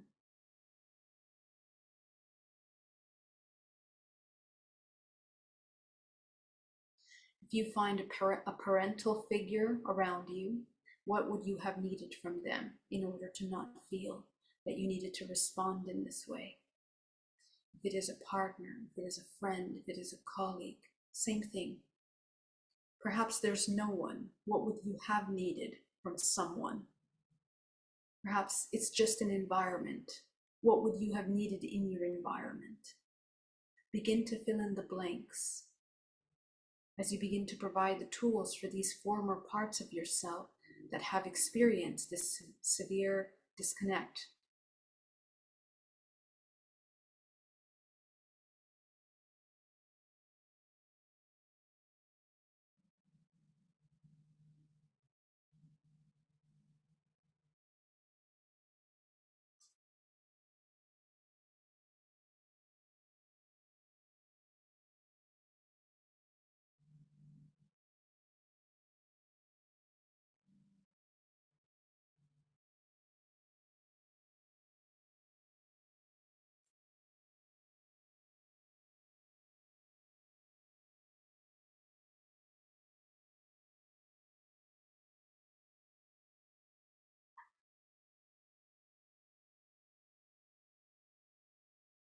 Notice what everyone is seeking in the roles that they're playing. What's the pursuit? What is the highest goal that they're looking to achieve within these actions? What's driving them? What you'll discover is that most of us are seeking love, but we don't know how to access it. We don't know how to reach that state of peace, that harmony. Okay? So begin to observe now. What do you need from yourself in order to no longer repeat this pattern that we have inherited from this experience? Take a look at that.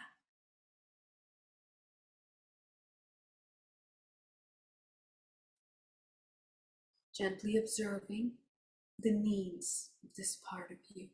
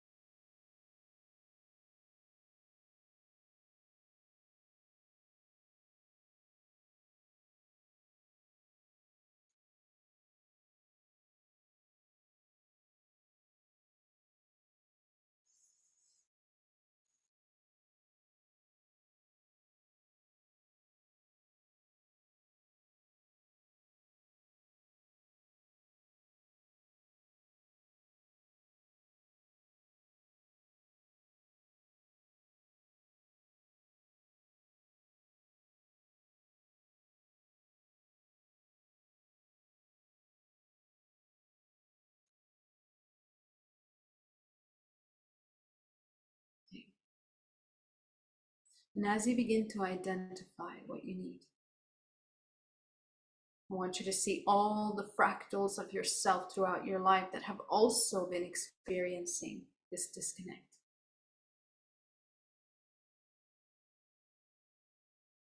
and infuse them with these new tools.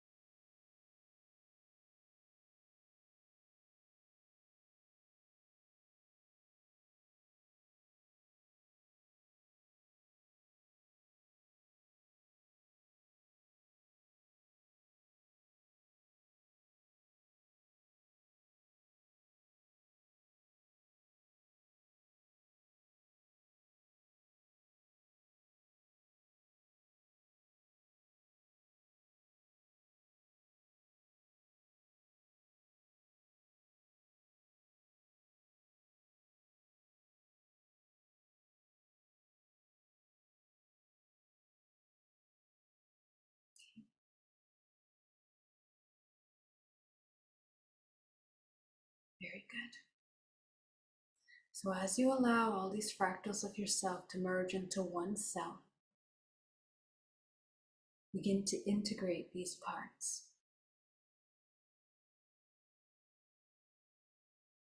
Integrate them into your core self as you become one. And as you observe this part of you, this integrated self, notice what has changed with them. What's different with them.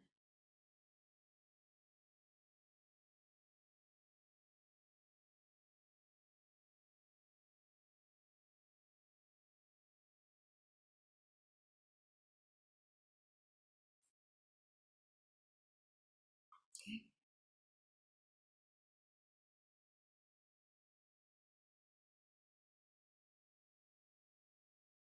Allow yourself to begin by integrating and now working with the root chakra at the base of the spine.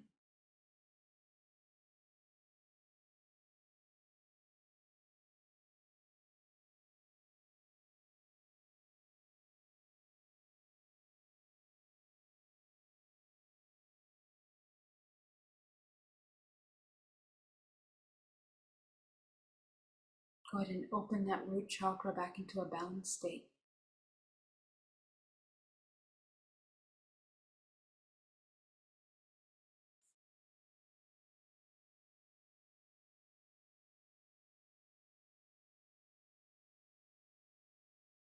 I want you to clear out of the root chakra all of the supporting programs that contribute to the belief that you identified today. Okay, so clear out of your root chakra all the supporting beliefs that contribute to what's causing you suffering that you've identified today. Out of the root frequency of your body.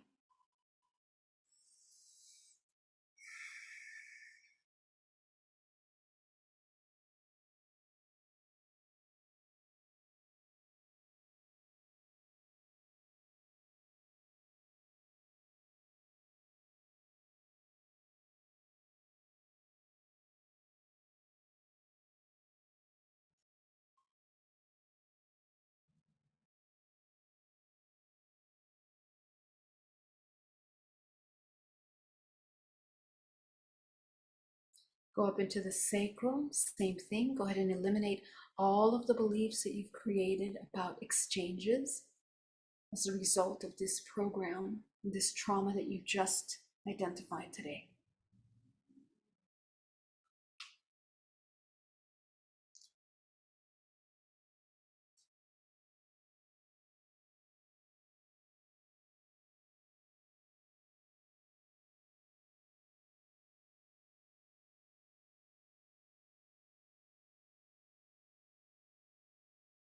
Go up into the solar. Let's eliminate all of the programs around empowerment that have been created as a result of this trauma in your body.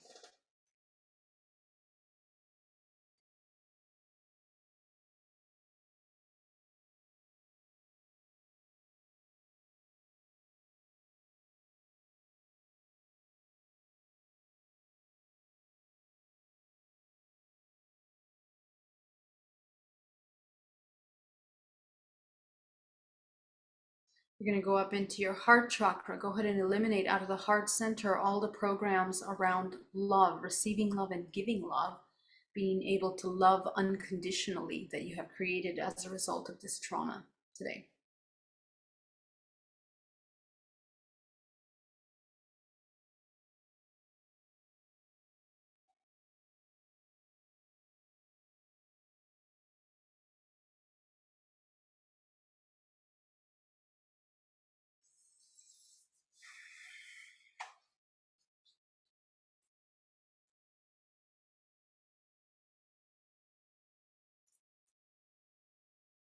Allow yourself to come into the throat now. Go ahead and eliminate all the programs from the throat, programs of communication, expression, limitation of that expression that you've created as a result of these traumas today.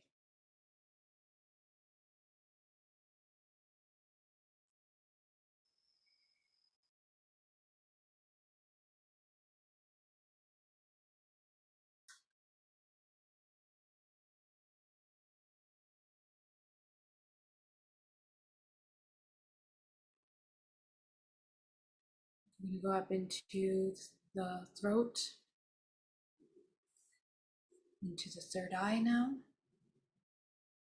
Go ahead and eliminate all the programs of mistrust, either in yourself or in the collective that you've created as a result of this program today.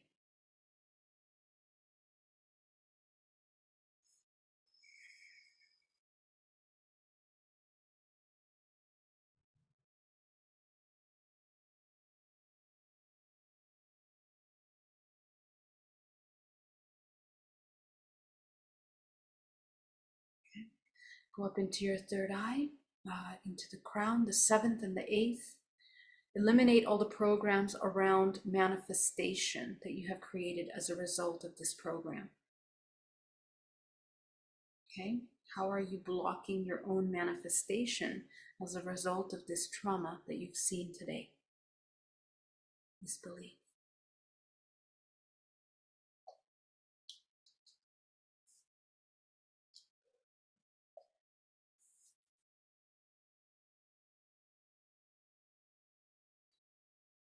Breathing.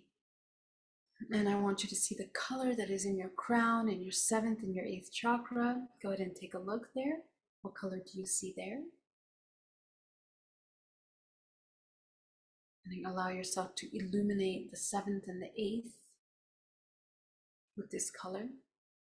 This color will have shifted since your last time. I'm going to activate the ninth, activate the 10th, activate the 11th, 12th, the 13th, the 14th, the 15th, the 16th, the 17th, the 18th, the 19th, the 20th, the 21st,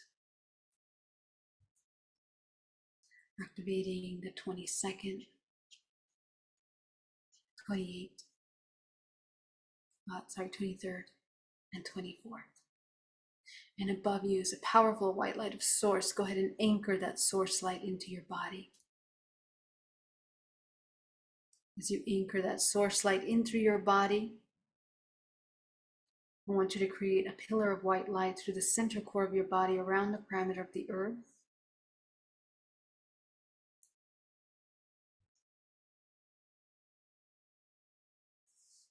And you're going to expand that center core essence at the center of this axis point. Beautiful. Very good. I want you to bring yourself back into this room. And as you open your eyes, you continue to see all of your layers. With your eyes open,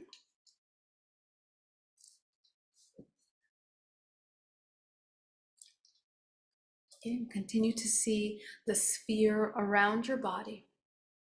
Welcome back. I want to thank you so much for joining me today. I'm going to take a couple questions and then we're going to close today's session. Charles says, thank you for your generosity and dedication of sharing your knowledge and wisdom with each of us each Sunday. Thank you so much. It's such a pleasure to be here sharing this with you. And thank you for the incredible work that you're doing. It's so wonderful. All right, so let's start with some of the questions. We have lots of questions in the chat. I'm going to take as many as I can. I'm going to run through them real quick. So let's come here. If you have questions, go ahead and put it in the chat. I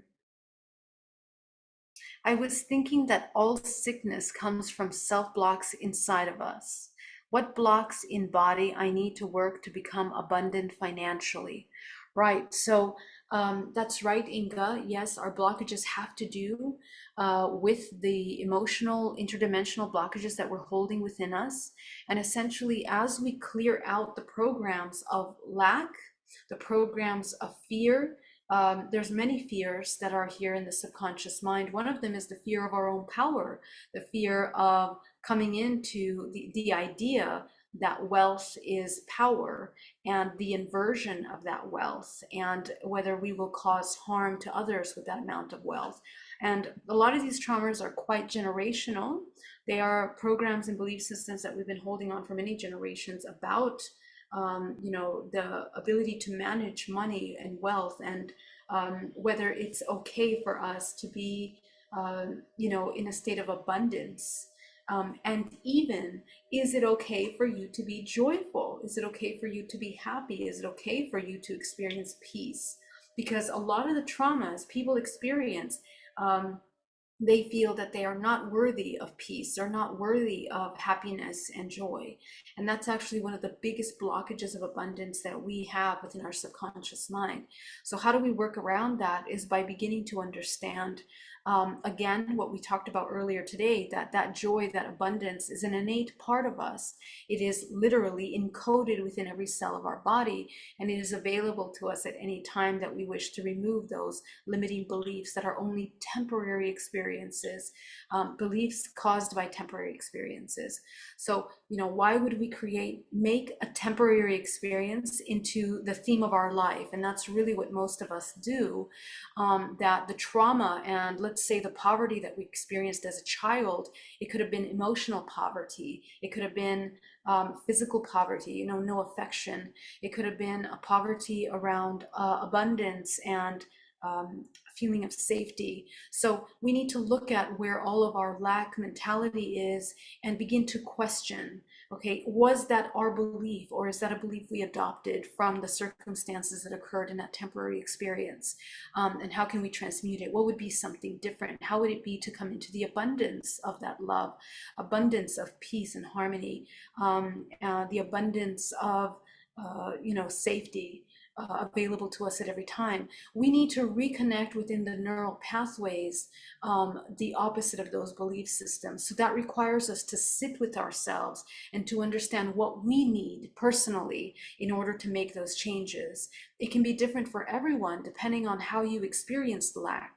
Okay, for you, it could be the lack of affection, the fact that you didn't feel, this is just an example, it's not your specific example, it can be anyone, but it's just one that can be relevant, that a parent doesn't give affection, and therefore we feel we are unworthy of receiving joy or kindness or compassion.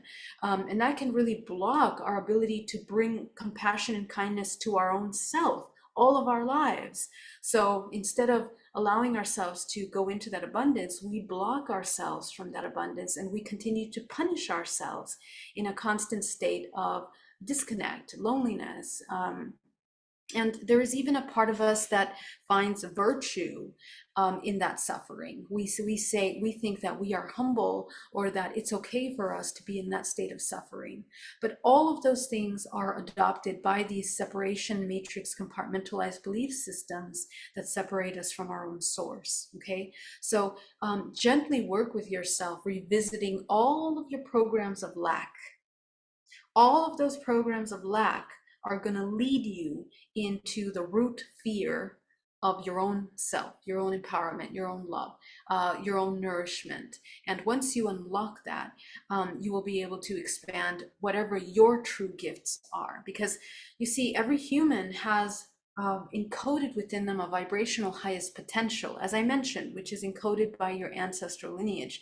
The highest evolution of your ancestors or the lowest evolution of your de-evolution of your ancestors is what you're holding within your potential within this lifetime. And you can transcend that. But until you understand what's limiting you, so their highest will be your highest, then you can transcend that. Okay. And the invitation for a lot of human souls at this time is that they are transcending these patterns. All of us are learning and having to transcend the highest level that the elders of the past have reached. Okay. Or our ancestors of the past have reached. This is the collective healing that we're experiencing at this time. This is the invitation that we are experiencing. So I highly suggest that. And of course, the element of sickness, which is essentially from all of the habits that we've collected as a result of those lack programs, we created imbalances biochemically, emotionally, physically in the body that cause and make a perfect environment for illness. So we need to reverse those into a state of complete coherence within ourselves. So we need to end the internal wars between us so that we can receive and give in a way that is abundance. Okay. So I hope that answers that. But of course, there's so much more that I could say to that. And one on the list is a workshop on abundance. If your childhood soul has allowed a higher dimensional soul to step in during an NDE, would the higher soul need to remember the past memories to complete its present mission? No. So in the case of higher aspects of yourself that come in, what will happen is if you don't know, so here's the problem, if you don't know how to sustain the vibrational frequency for the new soul, which isn't really a new soul, it's just a higher, it's a part of you, it's you completely. So this fractal of you, for it to manifest into the physical, essentially it means that it's in resonance with the physical. But the moment that the physical falls out of alignment, this is the moment that it will begin to lose it's all of those gifts that come with that new aspect of yourself. So you need to create a home for that new aspect, and that means that you would need to have learned how to sustain a high vibrational frequency. I see this all the time. People have these beautiful new essences enter into the body with all kinds of wonderful gifts and opportunities, but we are lacking the integration. The integration is absolutely necessary because, again, that's the architecture of going from separation into unity again. You're experiencing that in that experience, okay? So the ability to come back to that unity, to integrate the former self with the new self, with all the parts of you, is essential.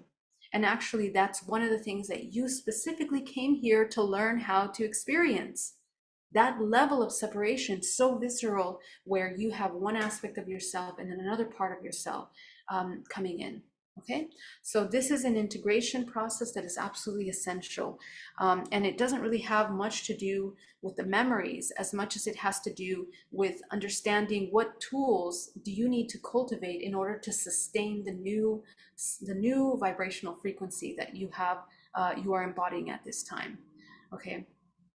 And in that process, you will definitely uncover what was holding you back before. Okay, it will inevitably come up. It might not come up as vivid memories necessarily, because there's some people that, through a near-death experience, they have severe amnesia, or they are not able to access those memories due to physical trauma. But the energy of those emotions still exist within your field, and that's what you're going to be tapping into. That's what you're going to be accessing for your healing work. Okay, and again, that is through the emotional, energetic body. Okay. All right, questions in capital letters, please.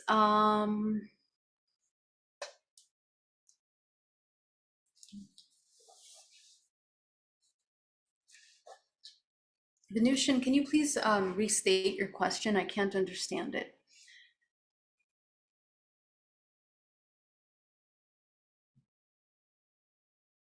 Pono, but why? That is not our karma to have to deal with someone else's guilt and shame, even their wrongdoings. Is that for me, Pono? Go ahead and put that in a question. I don't understand that question. Okay. How can I get above it? Thank you. Above what? Love. Doug, so great to see you. Thank you so much for that super chat. Much love. It really means a lot to me. Thank you so much. Apuck414 says, when you say clearing, is that processing into transmutation? Yes. And there are a couple ways of clearing emotions from the body. One of them is energetically, literally, you are removing, transmuting a heavy, dense emotional stagnation into unconditional love. Okay, so that's one way of doing it. The other side, which is long sustaining, which will completely change your genetic construct and the programs that you're running, is by going into the subconscious mind and deprogramming that program from the inside out. Okay, so that is actually the transmutation process. So the answer is yes. All right, so Inga says, past days, all my emotions manifest speedy fast. My thoughts and what I speak aloud is manifesting so quickly. Only money, what I struggle with in my 55 years on earth. Inga, we all hold space for you to tap into that abundance that is there for you. Um, you know, and there are some fears that have to be broken in order to get into that, and you're already coming into that manifestation. So please keep going and understand that it is there for you. Okay. All right. Just saw a man walk away. Avoidance is a pattern. Did I clear that pattern? Avoidance. So I guess it would have to be with really acknowledging the things that cause us the need to run away. So all the uncomfortable, and really what that comes down to is judgment. Okay, are we judging the experiences that are happening to us? Are we applying meaning to the things that are happening to us in a way that is self-destructive? Okay, it's always good to assess what is happening around us, gather the information necessary that we need, um, understand how to regulate your nervous system from the triggers that are created from those observations, and that is your healing process. Okay, so the regulation of your nervous system from the triggers that are occurring from these external experiences will help you and provide you with all the answers of how to meet your needs in those circumstances. And that's where you change from being affected what the external does to being the provider of your own needs. Okay, so this is now self-empowerment.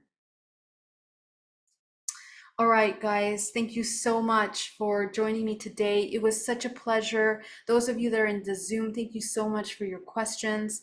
Let me see, am I missing any questions here in the chat? How does being an empath fit into this configuration? I mean, it's absolutely everything, right? So our empathic abilities of tuning in to subtle information, emotional information, works in two ways. Our sensitivity is cultivated. This is also it's a genetic thing. The level of your sensitivity has to do with your ancestral lineage and the information that you are holding from your ancestors, what is accessible to you, and how you are applying that into your everyday life. Okay, those of you that are super, super sensitive, sometimes you are born into really, really hard families with a lot of trauma. And the reason for that is specifically the alchemizing of those heavy, heavy situations into a high vibration. You hold the key to that transmutation within your body, within your existence, within your ability to be empathic, because it requires empathy in order to be able to identify how we are bringing those into an alchemized state. Okay, so whether it's a state of profound separation and survival back into unity, all of this healing work is a very personal thing. Okay, so there comes a point where our external trauma, we just use it for the information necessary, but we create ourselves, we define ourselves into what we are, which is anew. It is the new human. It is breaking the old patterns of the ancestral lineage. You're breaking them, interrupting them into a new way of being. Okay, so your empathic abilities are essential to helping you in this new being. The new being has to feel safe in vulnerability. which means it has to feel safe in its ability to sense things, but not get identified, not apply meaning, not get entangled in a way where you are in a centripetal spin, externalizing, okay, with the information you're getting. So to really, the empath, everyone is an empath. Your intuitive abilities and the cultivation of your intuition, the ability to take the information you're sensing and turn it into wisdom, is essentially the alchemization that you are learning through this life experience as an empath.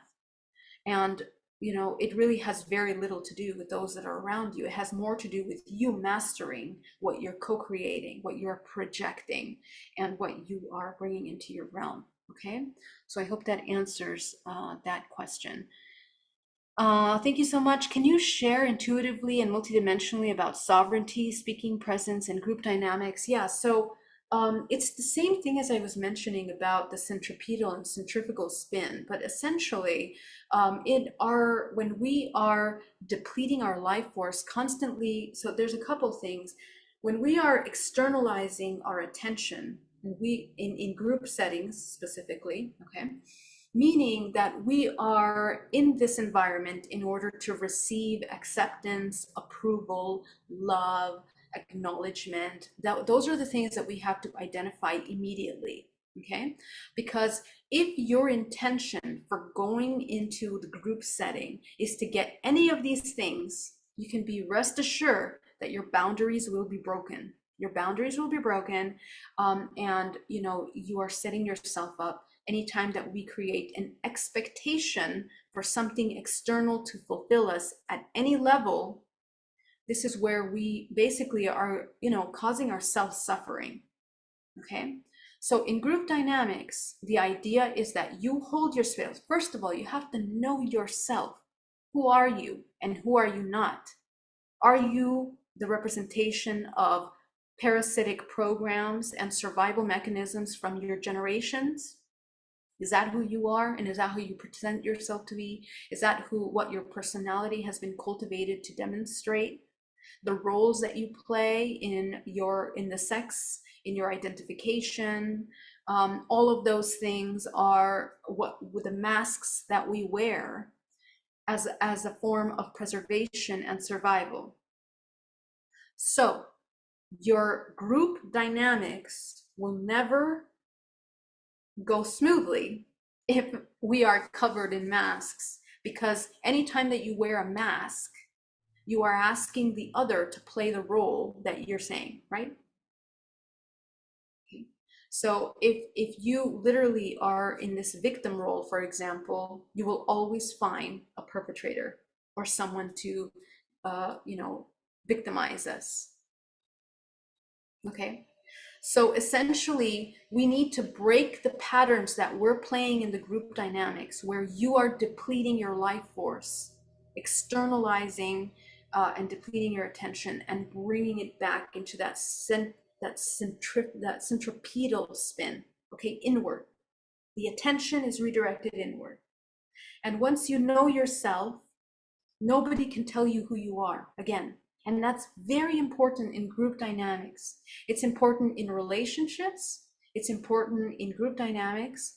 And what I mean is we are always in a state, what you are essentially is all and nothing.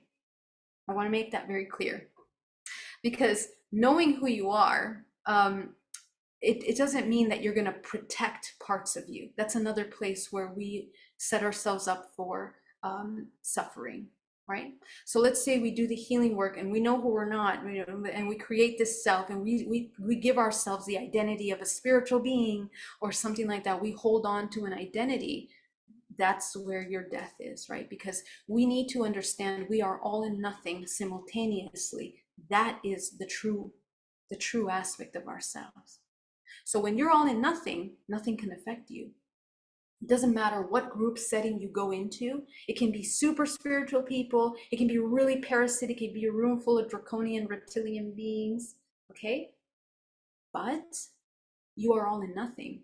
So in that way. And this is how martial arts works, just so you can get kind of a visual. Tai Chi is the redirection of energy, right?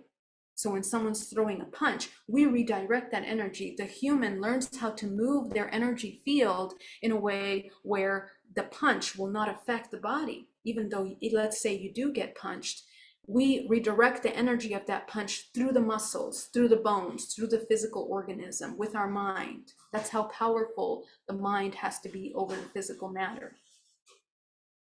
Okay, and so essentially the redirection of that energy allows the human to sustain their whole form, because you're all and nothing.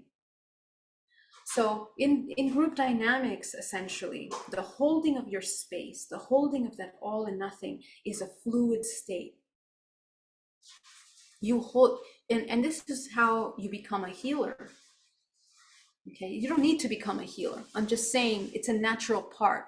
And remember, because everyone's experience here on this planet is going from separation into unity, we are learning how to go from this compartmentalized way of seeing ourselves back into reunification of ourselves.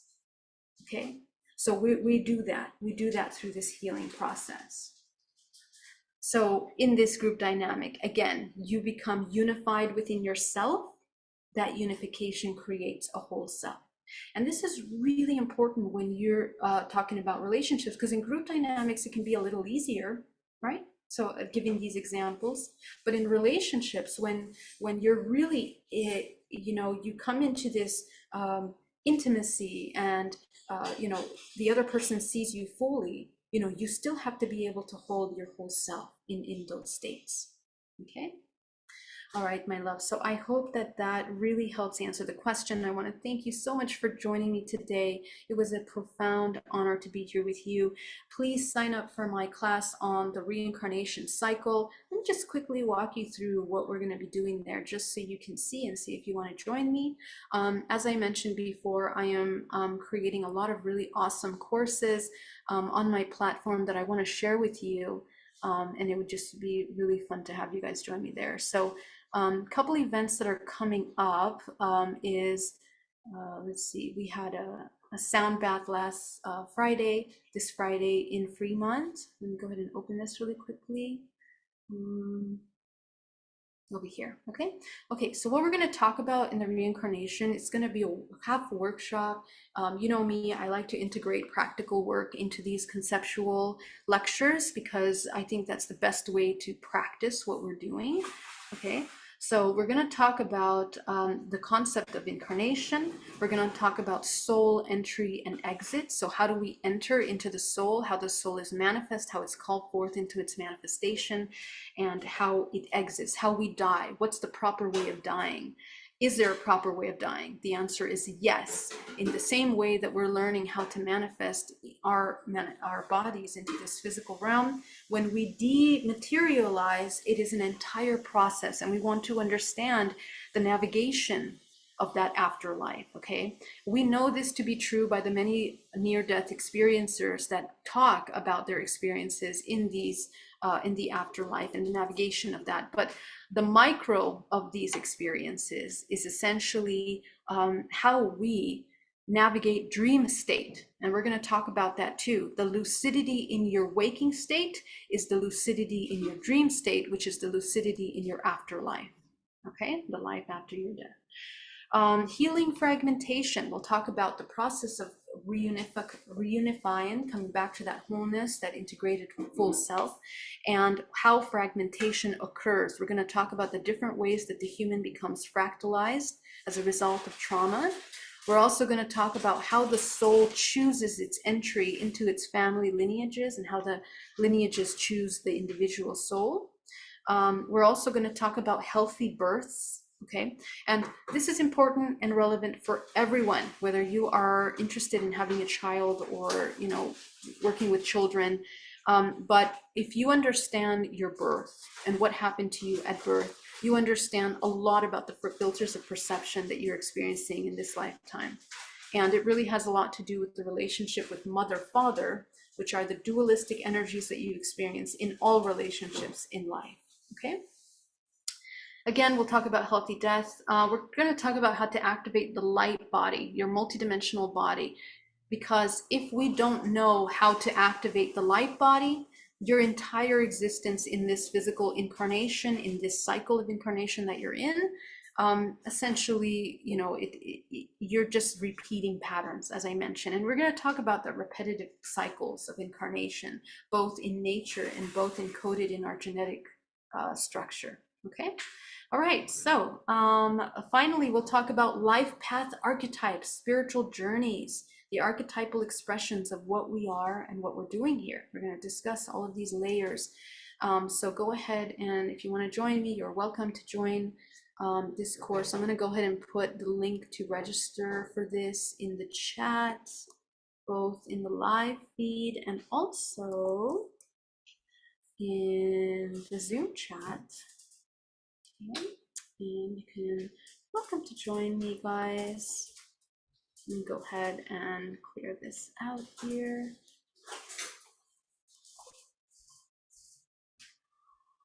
Paola, what do you mean by the last three? Can you, which one is that? Can you be more specific, love? Discernment. Okay, yeah, discernment is actually one of the largest elements of what you and I will be discussing, because, you know, how do we discern in this physical life the choices that we're making? How do we know if we're in alignment with our highest expression or we're just repeating patterns? Okay, so discernment is absolutely essential in order to identify that. And so we're going to discuss you know, what is discernment? How do we identify discernment? How does discernment feel in the body?